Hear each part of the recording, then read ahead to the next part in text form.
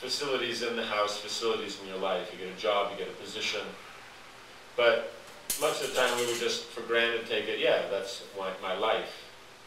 But life is relationship with other people and interaction. So if you have a house and in that house you don't interact, where's the life? Does that make sense? So there's two different things. So we can see here is that having facility or having knowledge is one thing, but actually utilizing it in your life, that's something different. It's something that has to be understood. Much of the time we see difficulty in people's relationships is because they don't actually recognize the relationship aspect. Essence is the first thing that's given. It's simple. You can teach it to a kid because it's so simple. But the complexities of the development of that knowledge and its application, that is, the more you practice, the more you contemplate, the more mature you are, the more deep you can become it, the more expert you can become. But the idea is one goes from expertise to mastery. Mastery means you actually understand or realize that essence. Right? Because things are very simple. Like the whole mathematical system is basically just addition. Right? People who math is the main field understand this, but they don't necessarily like it because it's so simple. Right? They like it complex. You're dealing with quantum physics. It's complex. No one understands what you're talking about. It's more fun. Right? But if all it is various manifestations of addition, right, then it doesn't sound so, how do you say, academic, you could say. Because basically what you're doing, your arithmetic, you know, to give example is addition means you're adding, means you're combining single items, so you're increasing the volume. You reverse that process, then that's subtraction, right? You do the same process, but instead of in singular entities, you do it in groups, that's multiplication. You reverse that, that's division. It's actually something very simple. That you could teach to a kid.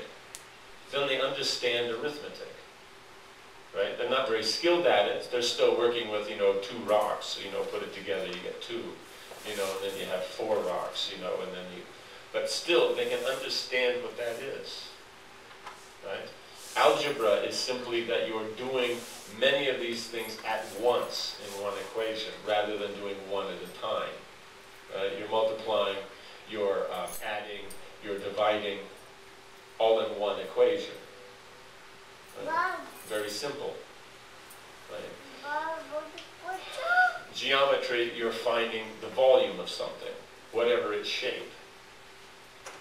Trigonometry, you're dealing with the angle, the relationship between the angle. Does this make sense? So it's actually very simple. So if kids understood that, then it makes it a whole lot easier. But generally, it's not even discussed. Only the technical aspects are discussed. But actually what it's based on, that's not discussed. So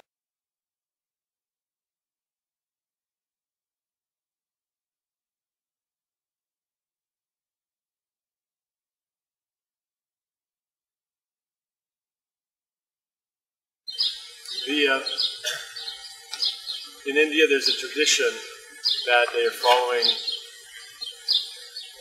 the literatures given by great personalities who in the past, their whole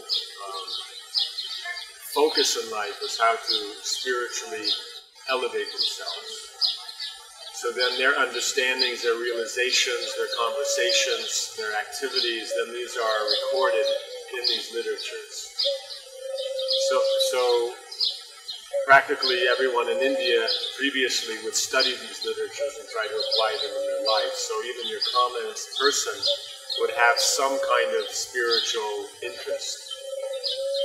So then, naturally in such a culture, then it would be easy to say that the whole culture is very spiritual. So by going there, you're in association with those who have that common interest. And if you ask about it, everyone's inspired and will try to give you some direction.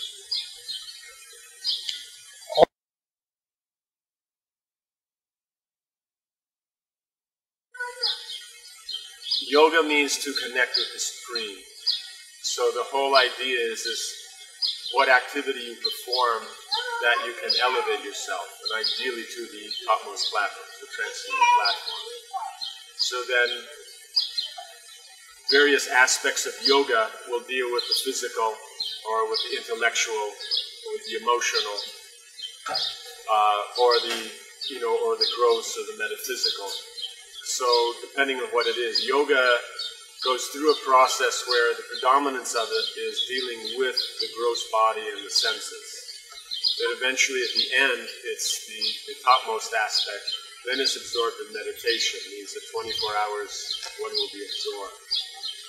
So then the tendency is like these elements of Hatha Yoga, Pranayama, they will be Raja Yoga, are dealing with the more external physical aspects.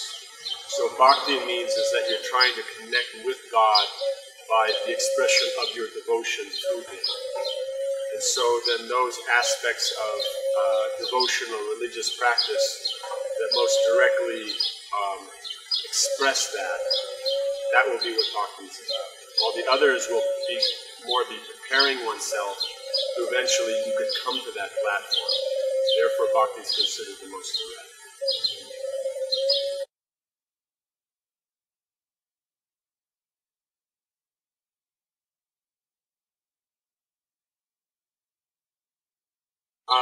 Means by going to India, of course, then there's always the element that is something very unique and different, and one will look with a different perspective.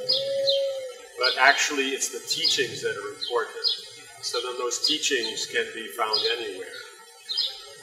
Ourselves, we have so many centers around the world. Any of those centers, if you go, then you can get this knowledge of India, find people who are practicing, people who could give you directions. But otherwise, by visiting India, also then so much benefit is there because it's just so different. It automatically, one starts to think, one starts to contemplate, one becomes observant.